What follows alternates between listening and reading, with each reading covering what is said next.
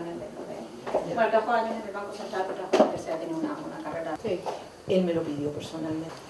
Eso se lo obtuve. Ministra Ángela Vivanco, muchas gracias por recibirnos en su casa.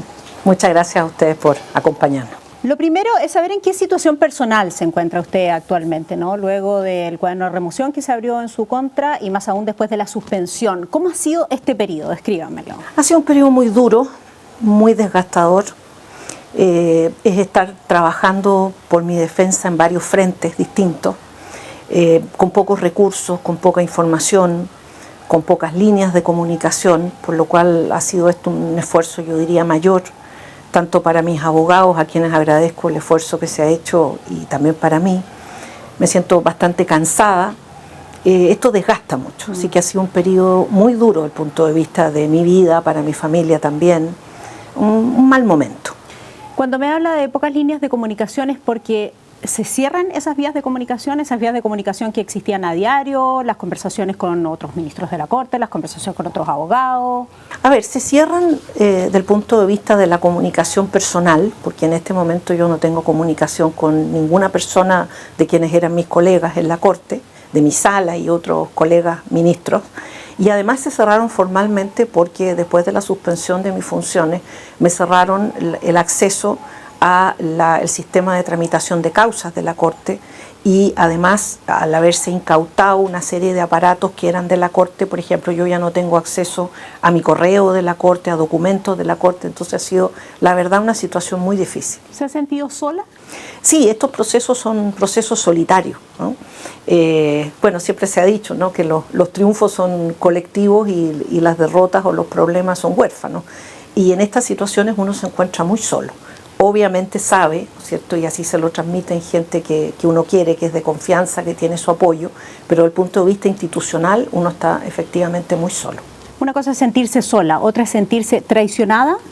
A ver, yo no quiero hablar de traiciones porque yo no siento que haya tenido nadie en lo personal ninguna obligación conmigo que haya incumplido, ¿no? Así que yo siento las traiciones que son personales, a las lealtades personales.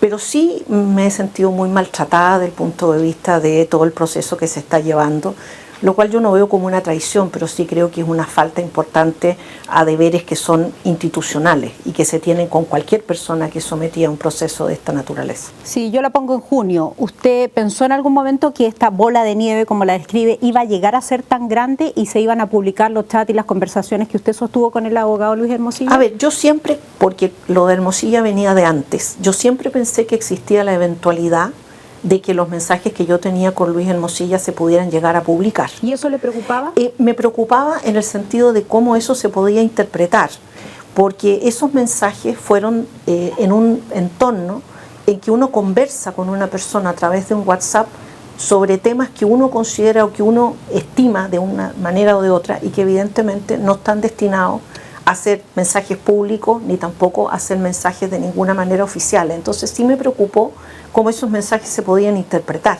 Tampoco pues yo borro mis mensajes, entonces yo tampoco tenía mis propios mensajes para revisarlo y decir, yo me tendría que preocupar de esto o del otro. Lo que siempre tuve claro es que había mensajes, y por eso cuando se me preguntaba yo siempre dije, yo trabajé con el hermano de él en algunos informes en derecho y lo conocí efectivamente, nunca negué que hubiera esos mensajes, pero la dimensión de esos mensajes y cómo iba a ser recibida, obviamente que es un asunto muy posterior. Y también el tono de la conversación.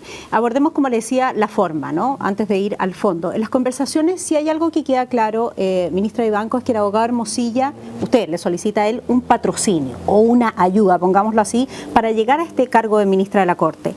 ¿Era o es este un camino habitual para integrar el máximo tribunal? ¿Qué tantas editoriales hemos leído sobre esto? En primer lugar, cuando yo llego a tener contacto con él después de haberlo ubicado, como digo, como hermano de una persona con la que yo trabajé, lo que a mí me habían sugerido algunas personas es que era bueno que él supiera mi interés, porque a veces hay gente que se postula a estos cargos un poco por ver qué pasa.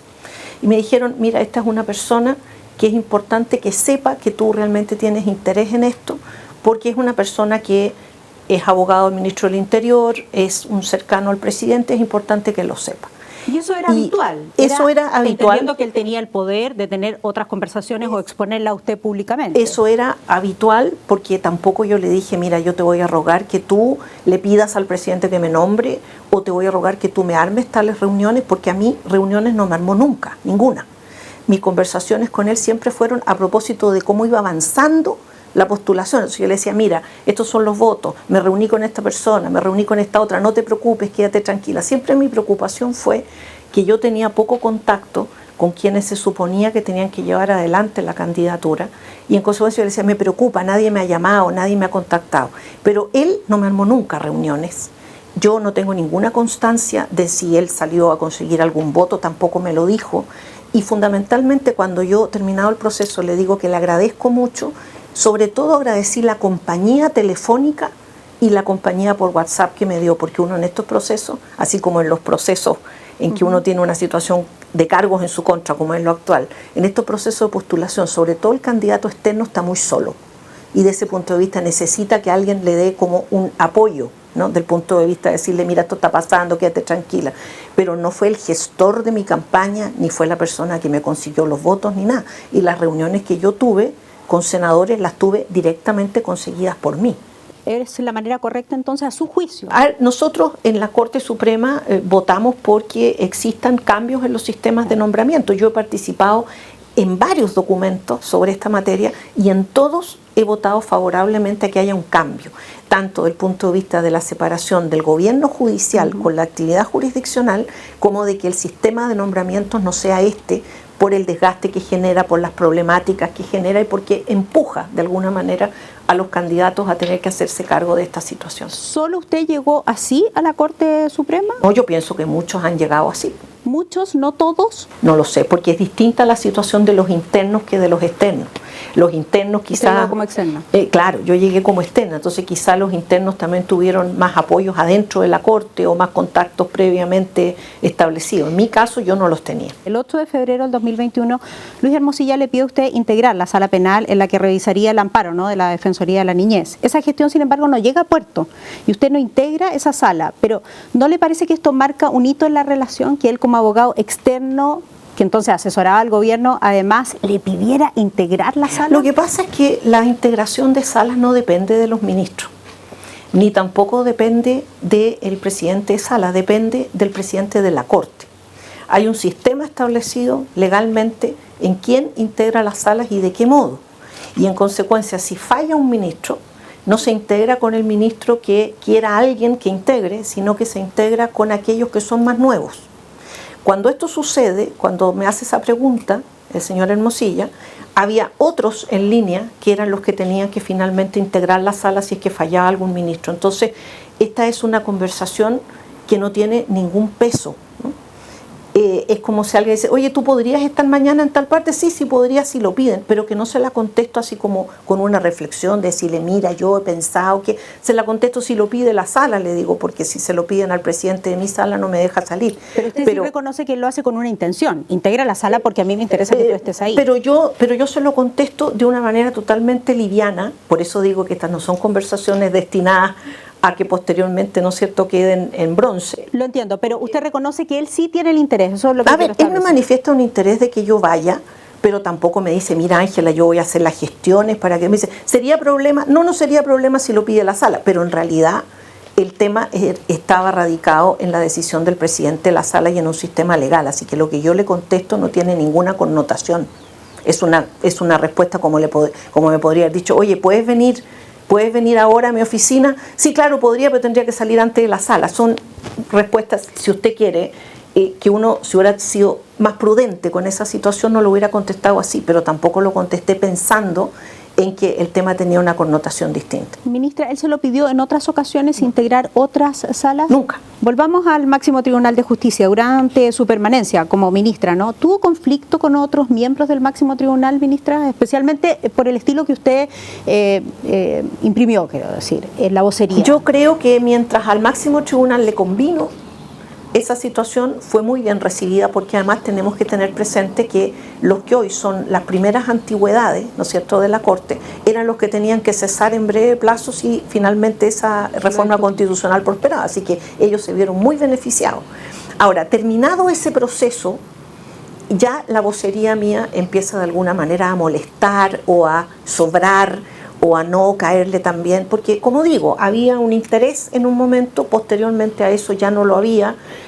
Creo que hay algunas personas dentro del tribunal que pensaron que yo estaba figurando demasiado, que yo tenía una imagen muy pública, que yo estaba tratando quizá de asociar esto a algún tipo de gestión para obtener después un cargo de poder, cosa que no era mi intención, porque yo nunca tuve la intención de tener un cargo de poder, ni tampoco de postularme a la presidencia, ni cosa parecida, pero pienso que así lo leyeron.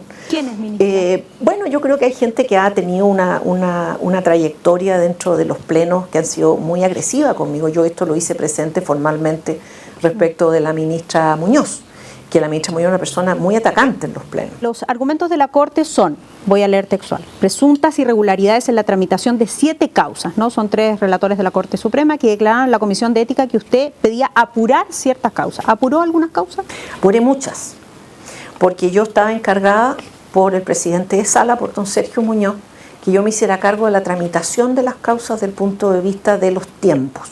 Ya. ¿Por qué Sergio Muñoz podría haber apurado algunas causas versus otras causas? No, Estoy pensando en la de Julio Ponce Lerú. A ver, es que Sergio Muñoz me lo había encomendado a mí, era un tema delegado, digamos, llamémoslo así.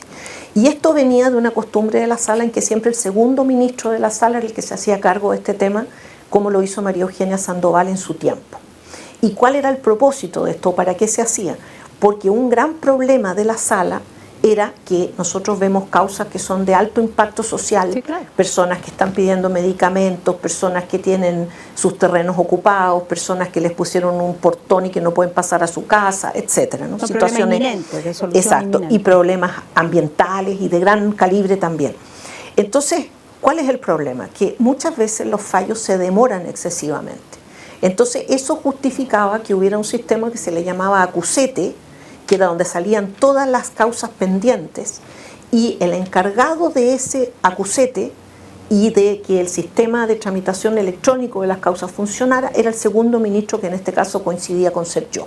Perfecto. Entonces yo apuraba usualmente las causas y mandaba cientos de cartas a los relatores: apure, apure, apure, apure, apure. ¿Cree usted que él tenía interés de apurar ciertas causas al tomar esas decisiones? Yo creo que aquí no había ningún interés que uno pueda criticar. Yo creo que sencillamente si yo hice una sugerencia y se acogió porque se estimó que era pertinente hacerlo. Y esto muchas veces se hizo, o sea, muchas veces se decía, mira, esta causa sería bueno verla al tiro. Y esto se conversaba en la sala, esto no eran cosas secretas en que uno estaba, no sé, en un cuarto secreto, sí, claro, llamando, ¿no es cierto?, en clave. No, uno decía, mire, sería bueno que esto se viera luego. Ahora, que se haya hecho eso definitivamente no es un resorte ni de Sergio Muñoz, ni mío, ni de nadie, es un resorte del presidente de la Corte. ¿Y él tiene responsabilidad entonces? Por supuesto, él es el responsable, así lo indica el Código Orgánico. ¿Y por qué le endosa esa responsabilidad a usted hoy? A ver, porque yo creo que este capítulo, ¿no es cierto?, de las causas, entre comillas, apuradas. Las 7 famosas causas apuradas. Para mi juicio, este es un capítulo totalmente artificial. Piensa usted que han dicho que yo sabía demasiado de las causas. ¿Y usted sabía demasiado las causas? O sea, yo sé de muchas cosas, porque yo soy una persona que se interesa en los medios, que se interesa en lo que pasa en el país, en el mundo, que hago clases, que soy académica, de tal manera que si sé mucho de algo, tiene que ver además con que había causas que era raro no saber, si habían sido causas noticiosas y que uno decía, oye, hay que apurar esta cuestión porque esta gente viene 10 años litigando, etc. Pero lo que hay que establecer acá, y eso se lo pregunto a usted frontalmente, es que no hubo alguien que la llamara para que apurara esas causas, que está relacionada con las 7 causas que ya están en el comunicado a mi oficina, de la Suprema. Esto es importante, a mi oficina llamaban constantemente personas para quejarse, constantemente. ¿De quiénes? De que la causa está atrasada, de que todavía no me la ponen, yo voy a viajar y no me ponen en alegato, mire que cómo es posible.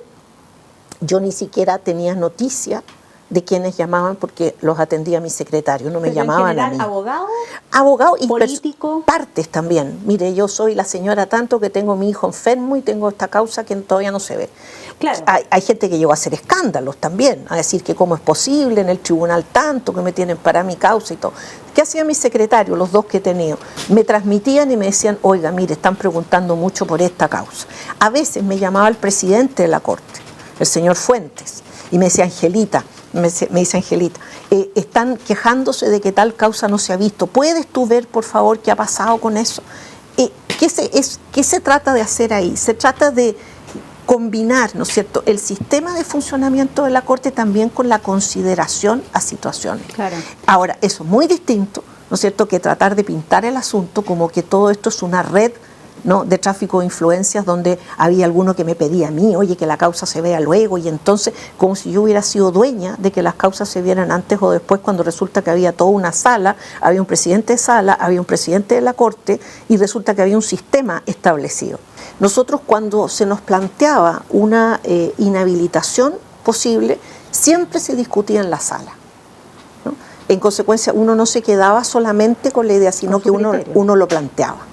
Y yo, de hecho, cuando esto se plantea, les dije, a ver, esta es mi situación, yo fui abogado muchos años de Anatel, esto terminó en tal año, bastante antes de entrar a la Corte, en consecuencia ustedes estiman que yo me tendría que inhabilitar, y todo el mundo dijo, no, pues si ya terminó, esa cuestión fue un tema que tú hiciste, eso ya terminó, este es un tema de ahora, no de entonces no le vemos ninguna razón. Pero en su convicción personal. No, en mi convicción personal, evidentemente creo que por ejemplo, yo en temas académicos de la Universidad Santo Tomás, donde fui vicerrectora, mantuve mi inhabilidad unos años más, ¿no?, mientras yo estaba en la Corte, a pesar de que había terminado antes, porque había políticas académicas que había diseñado yo. Cuando uno es abogado de una asociación gremial, ¿cuáles son sus tareas? Fundamentalmente yo era ser secretaria del directorio y llevar temas específicos que en el fondo terminan junto con el término del cargo de uno, y en consecuencia yo no sentí que estuviera inhabilitada y tampoco lo sintió la sala. Ministra, ¿cuál es o era su vínculo con Andrés Chadwick? A ver, yo a Andrés Chadwick lo conocí siendo su alumna en la Universidad Católica, en un ramo optativo que él hacía, siendo él muy joven y yo más, ¿ah? Le tengo mucho aprecio, es una persona que he conocido durante toda mi vida, él es una persona muy cercana a la Católica, yo compartí mucho con él del punto de vista académico muchísimos años en la Católica, es una persona que le tengo aprecio y que se corresponde con las personas que yo conozco hace más de 40 años. Uh-huh. Y yendo en concreto a los mensajes, ¿no?, con el abogado Hermosilla, hablan sobre reunirse antes de su nominación en todo caso, pero también queda en evidencia que usted tenía contacto con él cuando era ministro, me lo está diciendo ahora, ¿no? Así es. El 7 de agosto del 2019 usted le dijo al abogado Hermosilla que habló por teléfono con él. Sí. ¿Nos puede contar de qué hablaron, de qué se trató esa conversación? A ver, porque la de alguna verdad, manera lo que se busca es establecer, ¿hubo aquí o no hubo separación de poder? A ver, la verdad que uno converse por teléfono con un ministro de Estado no significa que se atente contra la separación de poderes. ¿Los ministros conversan con los ministros de Estado? Yo he conversado con el ministro Cordero por teléfono muchas veces, y le tengo el mayor respeto a su cargo y a su persona, pero a mí no significa que yo haya violado el principio de separación de poderes porque yo haya hablado con el ministro Cordero o antes haya hablado con la ministra Río, o haya hablado con Hernán Larraína, quien también conozco hace tantísimos años. Muchas veces uno conversa con un ministro porque quiere transmitirle, por ejemplo, una inquietud, o decirle, mire, sabe que me gustaría mucho que nos considerara a los del Poder Judicial en tal tema. Yo no me acuerdo exactamente de esa conversación a qué se refirió, pero muchas veces muchas veces como yo estaba a cargo de comisiones o estaba a cargo de los temas constitucionales, etcétera, muchas veces hablé con ministros para decirle, mire, veo que están en este tema, ¿por qué no nos incluyen? Sería importante que nos consideraran, etcétera. Porque siempre el Poder Judicial ha sido como un poco hermano pobre, como que no lo consideran en muchas cosas. Entonces, yo en eso, ¿no es cierto?, a lo mejor era una facultad, ¿no es cierto?, o un interés que yo me atribuía a mí misma, decir, considérennos, téngannos en cuenta, etcétera. ¿Para qué hablé en esa oportunidad? No les sabría, no me recuerdo. Como él hoy día está en el ojo del huracán, le quiero preguntar si recuerda cuándo fue la última vez que hablaron y de qué versó esa conversación. Yo la última vez que hablé con Andrés Chadwick fue en julio, me parece, julio del año 2023, porque yo en ese mes terminé una asesoría que había hecho en materias de extensión o lo que se llama vinculación con el medio para la universidad. Y yo en esa fecha me reuní con él y había terminado esa asesoría y me dice, me gustaría mucho que después siguieras haciendo algo para la universidad. ¿Universidad de San Sebastián? San Sebastián, sí. Yo le dije que me encantaría que habláramos, terminó ese contrato en julio 2023 y después de eso me dijo juntémonos después de Fiestas Patrias y esa reunión nunca se produjo, así que ahí lo dejé de ver. Yo de qué relación del punto de vista de cruces económicos, empresariales o eso tenía con el señor Hermosilla la ignoro. Yo sé que el último tiempo compartían oficina, después que él salió del ministerio compartían oficina y de hecho un día yo lo fui a ver a esa oficina, pero Hermosilla no estaba. Entonces yo después le mando un mensaje y le digo, estuve en tu oficina para juntarme con Andrés, pero tú no estabas, me hubiera gustado saludarte. ¿Nunca estuvieron los tres juntos? Nunca, a pesar de que yo a veces le dije podríamos juntarnos, eso nunca se produjo. Esa reunión con Andrés Chadwick fue solo mía y las reuniones posteriores fueron en la universidad, San Sebastián. En consecuencia, no tengo idea cuáles son las situaciones que hoy día están a ellos dos, ¿no es cierto?, relacionados o que le pueden generar un problema al señor Chadwick. ¿Tiene una opinión personal? ¿Le parece justo o injusto que se le esté cuestionando? A ver, yo creo que hay una realidad, Soledad. Hoy todos los que nos vinculamos en algún momento con el señor Hermosilla estamos cuestionados. Y es una pena porque algunos se habrán vinculado en situaciones reñidas con la ley y otros no. Algunos nos vinculamos del punto de vista, como le dije, de una vinculación social, que era una vinculación de una amistad social, porque tampoco era un amigo íntimo ni cosa parecida, y hemos terminado, ¿no es cierto?, muy perjudicados por esa situación, cosa que me parece injusta. Cada uno tiene que obviamente dar cuenta de sus actos y explicar cuál era la naturaleza de su relación. En mi caso, creo que mis abogados van a pedir que el señor Hermosilla declare en relación con los mensajes que tenía conmigo para que quede claro cuál era su naturaleza. Ministra, volvamos a los hechos, ¿no? Usted me decía cada uno responde por lo que le corresponde. La Comisión de Ética de la Suprema le formuló cargos por este hecho, pero también por otros, ¿no?, por los que hemos conversado, como el caso de Codelco Movitech, conocido como la trama bielorrusa. ¿Hubo en este último caso irregularidades al acoger el amparo que fue patrocinado por el abogado Mario Vargas, quien es cercano a usted? Mire, a ver, en primer lugar, el tema, quiero aclarar los temas de cercanía, ¿no? Sí. Yo conozco, como acabo de decir, y durante mi ejercicio profesional, que es de 40 años, conozco a muchos abogados. Hay muchos abogados que yo he ido conociendo en distintas instancias de mi vida, o que son amigos de amigos míos, o que los conozco por la universidad, como lo decía respecto al caso del señor Chadwick, pero la palabra cercano yo lo aplico a personas con las que uno tiene una amistad íntima. Por eso cuando en la Comisión de Ética me preguntaron por el señor Vargas, le dije que yo me parecía una persona muy agradable, es muy amigo de algunos amigos míos, pero mi conocimiento de él es un conocimiento más externo. Nunca niego cuando conozco a alguien, nunca, porque me parece que siempre hay que ir transparentemente por la vida. Pero distinto es decir, mire, es que este es un cercano, un íntimo, etc. Cuando las causas llegan vistas en cuenta a la sala, no llega una minuta en que diga quiénes son los abogados, llega quiénes son las partes y cuáles son los hechos. Una ¿Pero cosita se puede averiguar quiénes son los o sea, abogados? claro, pero tendría usted que averiguar por 50 causas al día. Ya. ¿Ya? Entonces, por eso uno estampa antes inhabilidades. Por ejemplo, yo estampo la inhabilidad con mis abogados actuales y en consecuencia, si llega una causa, me la sacan sola porque ya está estampada la inhabilidad. ¿Ya? Entonces, cuando uno ve la causa no tiene idea quiénes son los abogados.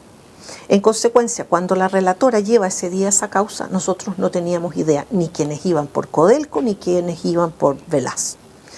La resolvimos de acuerdo a su mérito, eso se emitió una resolución de todos los miembros que integraron la sala, y yo ese fin de semana me entero de que hay un problema en esta causa porque me llama, no el abogado Vargas, me llama el abogado de Codelco, que también era un conocido mío, porque era una persona que hacía clases en la universidad y que había tomado algunos cursos.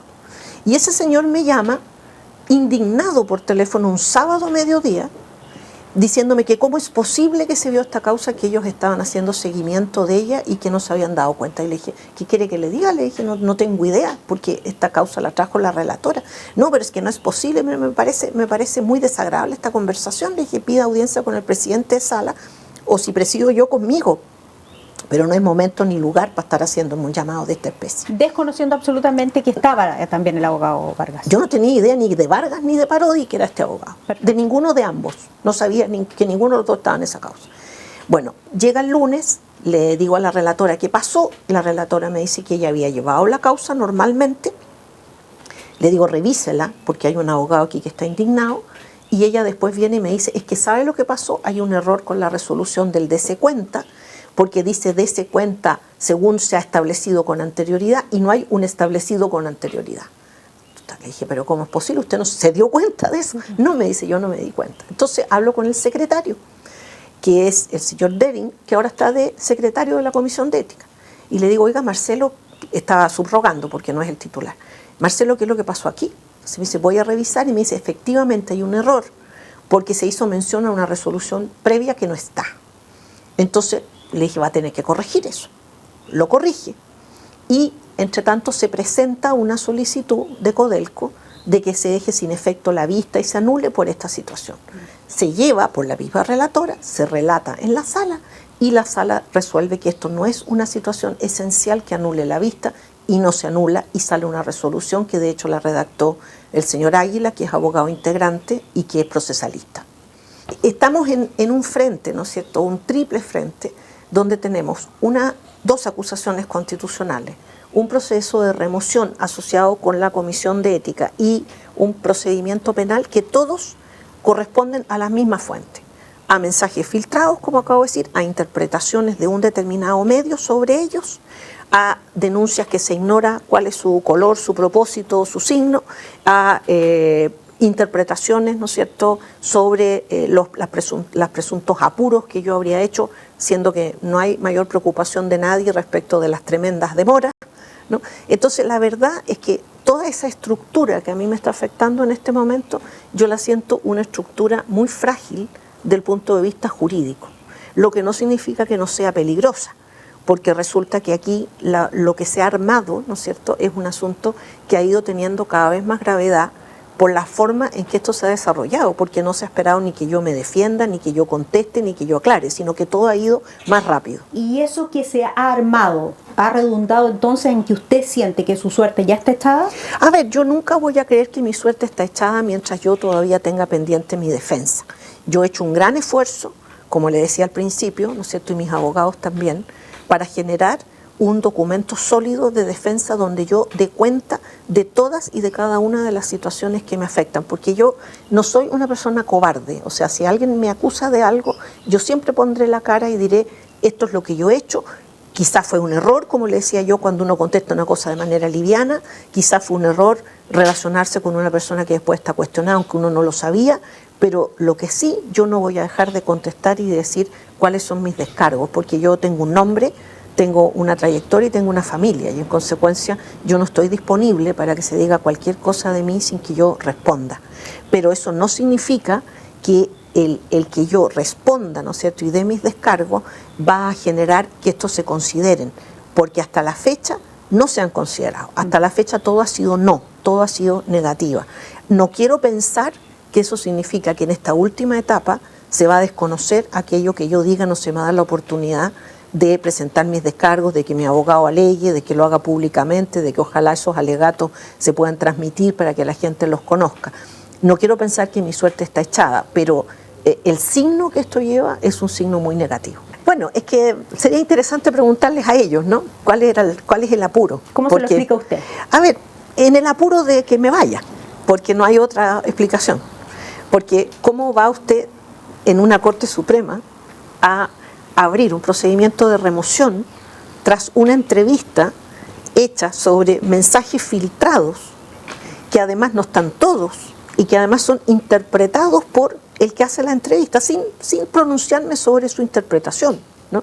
Pero ¿cómo va uno a considerar que ese es un elemento de peso para abrir un procedimiento de remoción, sin que además se haya cerrado el procedimiento en la Comisión de Ética, que tenía que ser aquel que derivara en una etapa 2, que no, se saltó, no hay una etapa 2, o sea, hay una etapa 1 y una etapa 3. Pero que se vaya rápido porque no la queremos al interior de la Corte, o también que se vaya rápido porque esto nos permite aquietar las aguas y que no aparezcan nuevas aristas, comillas, Mire, de este caso. Yo creo que aquí puede haber sepa más. Yo creo que aquí puede haber un multipropósito. No lo sé, porque como le decía yo, mis canales de comunicación no están abiertos. Pero sí, le digo, yo trabajé 6 años en la Corte y he sido 40 años académica. Y el debido proceso no es una cuestión conversable. el debido proceso, todos tenemos una formación bastante sólida, yo en lo académico y también desde el punto de vista de mi experiencia como jueza, y uno tiene más que claro, hay cosas que son, en el Poder Judicial se dice, estos son causales cantoras, como que aparecen y son visibles, ¿no? Abrir un procedimiento de remoción por un reportaje, abrirle cargos a una persona por mensajes de terceros, ¿no?, en que se le adjudica que porque son personas de su familia entonces es responsable, abrirle un proceso de remoción y que después se agreguen cargos de relatores denunciantes que no denunciaron en 5, en 4, en 3 años y que se dice que se les ofrecen garantías que no sabemos cuáles son. La verdad, el asunto pinta muy mal desde el punto de vista del debido proceso. Me han negado todas las cosas que yo he pedido. Entonces, para mí, ¿no es cierto?, es una gran pena, porque yo tengo un gran amor por el Poder Judicial y un gran amor por mi carrera, y me duele mucho estar en esta situación y con tantas dificultades y trabazones para poderme defender. ¿Cuáles son los apuros o cuáles son los apuros de los que llaman diciendo que lo mejor sería que yo renunciara? No lo sé, habría que entrar a interpretarlo, pero que hay una voluntad de que me vaya luego, que me vaya sin decir nada, que renuncie, que yo no haga olitas, digámoslo así, claramente yo así lo visualizo. A usted le incautaron su teléfono y el juez Daniel Urrutia, ministra, ordenó el ingreso a su casa, por parte de Carabineros. Con descerrajamiento, con Sí. orden de descerrajamiento. ¿Qué le pasó con eso? ¿Cómo se tomó esto, tomando en cuenta que siempre usted estuvo del otro lado del mesón, digamos? Mire, en primer término, cuando fue la incautación de mis cosas personales, se entregaron voluntariamente y mi abogado llamó a la fiscalía y dijo que yo estaba dispuesta a entregarlas. Sin borrar nada y tal como se había... ¿Cómo estaban? Ok. ¿Cómo estaban? Las entregué. Posteriormente le aparece a la fiscal que hay un teléfono que yo no entregué, que es un teléfono que había sido dado de baja 1 mes y medio antes. Y en consecuencia ese teléfono no existe. ¿Dado de baja por quién? Dado de baja porque era de una sociedad que se cerró y en consecuencia se entregó el teléfono y terminó el teléfono. Ya. No debemos entender que ahí había información que no se quisiese entregar. No, porque mi teléfono principal es el que entregué. Perfecto. Este otro era un teléfono familiar que tenía yo para comunicarme con mi marido, con mi hija, ¿no? Y ese teléfono pertenecía a una sociedad que se cerró, ¿ya? Le explicamos a la fiscal que esa sociedad se había cerrado, pero sin embargo se pidió esta orden de incautación con orden de descerrajamiento. Llegaron a las 9:30 de la noche a decirnos que si no abríamos la puerta la descerrajaban. Y resulta que ahí, ¿qué fue lo que entregué? Entregué el celular de la Corte y la tableta de la Corte, porque no los había entregado antes, porque no son de mi propiedad, son propiedad de la Corporación Administrativa del Poder Judicial. Y se llevaron además un computador que estaba usando mi hija, que afortunadamente ya había dado el examen de grado, porque si no ya hubiera sido trágico. Entonces la verdad son cosas que a uno les chocan, ¿no? No porque le incauten, si yo estoy disponible, yo estoy a disposición de la Fiscalía y de quien sea, pero las formas que se hacen estas cosas son formas que por lo menos resultan chocantes, ¿no? ¿Tenía un conflicto usted con el juez Urrutia? No, yo nunca tuve un conflicto con él. Él en su respuesta a la inhabilidad que planteamos dice que no nos conocimos nunca personalmente y eso es efectivo, pero el juez Urrutia es una persona que suele, ¿no es cierto?, referirse en términos muy duros y muy críticos a las Cortes de Apelaciones y a la Corte Suprema. De ese punto de vista, varias veces a mí cuando yo era vocera me preguntaron qué me parecían esos dichos y yo dije que en realidad él tenía el derecho a pensar como quisiera, pero que había situaciones que obviamente eran complejas para el Poder Judicial. Pero ya directamente en la situación mía que estoy yo ahora, él ha hecho declaraciones, ¿no es cierto?, muy agresivas respecto de mí, ¿no? Y me parece que él mismo debiera considerarse inhabilitado, porque no puede considerarse imparcial una persona que se expresa así de otra. No fue necesario descerrajar. No, abrimos, pero fue muy chocante, la verdad. Una situación muy chocante. Ministra, hablamos ya de su situación, vamos a ir terminando la entrevista y quería preguntarle antes cómo responde a las acusaciones del presunto tráfico de influencias ejercido por su pareja o su marido, como usted lo dice, Gonzalo Migueles, quien le habría ofrecido a un candidato a fiscal nacional un doctorado. Bueno, él ya, mire, él declaró en la Fiscalía y él por atención hacia la Comisión de Ética acompañó sus declaraciones a la Comisión de Ética. Tengo entendido que el señor Palma también. Y ellos dos, ¿no es cierto?, coinciden en sus declaraciones en que ellos no se vieron en esa situación y no hubo tal oferta, sino que eran más bien al parecer inquietudes de Palma. Yo con esa conversación no tuve ni arte ni parte ni ninguna participación. Yo conocí a Palma porque me invitó a unas jornadas de derecho patagónico cuando yo fui a Coyhaique como visitadora. Lo invité a una cena a esta casa mucho tiempo antes de que fuera candidato, y posteriormente de eso lo perdí de vista, y él mantuvo una cierta relación cordial, ¿no es cierto?, con mi marido. Y en consecuencia, ¿qué es lo que yo he dicho siempre? Que esto es un mensaje que se intercambiaron ellos, que yo no tuve ninguna participación y que en consecuencia yo no tengo ninguna responsabilidad sobre ello, y que creo que tiene que analizarse en su mérito. En esa causa a mí ni siquiera como testigo me han citado. ¿Se siente más fuera o dentro de la Corte Suprema? Mire, yo en corazón me siento muy dentro, porque yo me siento muy orgullosa y muy contenta de la labor que yo hice en la Corte Suprema. Sobre todo yo le tengo un especial afecto a la tercera sala. Yo creo que es una sala que ha sido señera en la protección de derechos sociales, en la protección de derechos civiles. Yo tengo muy mi corazón en todo ese trabajo que hice y todo el compromiso que yo desplegué. Yo tenía a cargo en la Corte la Comisión de Riesgo Psicosocial, toda la problemática de los trabajadores. Tenía la Comisión de Lenguaje Claro y de Acceso a la Justicia de Grupos Vulnerables. Todos temas, ¿no es cierto?, que son de alta connotación social y donde yo tengo mi corazón y me siento muy dentro de la Corte en ese sentido. ¿Y volvería? Respecto del trato, me siento muy fuera. Me han tratado como una persona que no fuera parte de la Corte, me han tratado muy mal, y eso obviamente que uno se siente distante. Ahora, volver, irse, son situaciones que van a estar entregadas al devenir. Hoy me siento muy herida, me siento muy afuera del punto de vista del trato, pero sigo sintiéndome en mi corazón, en lo que yo hice, en lo que yo fallé, en el aporte que hice todos esos años, me siento muy adentro. Creo que yo no he cometido ningún tipo de delito. Yo soy una persona que he tenido una vida proba siempre. Yo llevo 40 años trabajando, como le decía, y nunca he tenido una acusación de ningún tipo de irregularidad o delito.